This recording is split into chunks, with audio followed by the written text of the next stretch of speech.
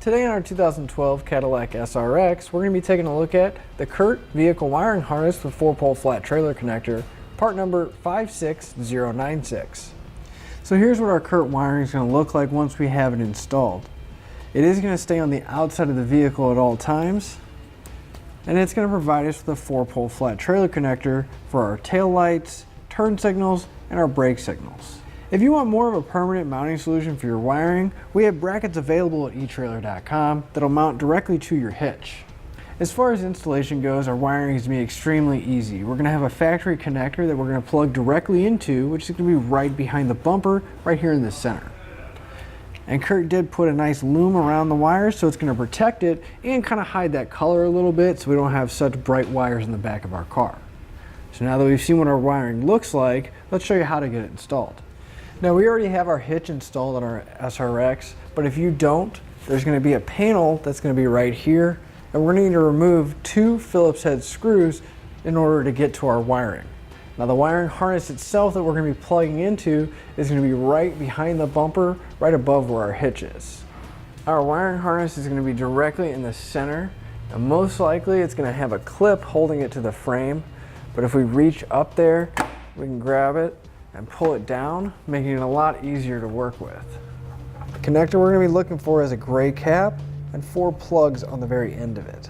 Just going to pull up on the tab on that gray cap, and then we can pull it off. Now the end of our new harness is going to match the same one that's already on our vehicle. Before we plug it in, I'm going to put a little bit of dielectric grease on the end where the terminals are, hopefully keeping out any of that moisture and prevent corrosion from building up. And just plug it into our harness, make sure it locks into place, and then if we can, we're going to get our arm back up there and put that tab back into the frame. Just feed it up a little bit, and we have limited space because the hitch is already there, so it might be a little difficult. Push it back into place and it'll secure the wire.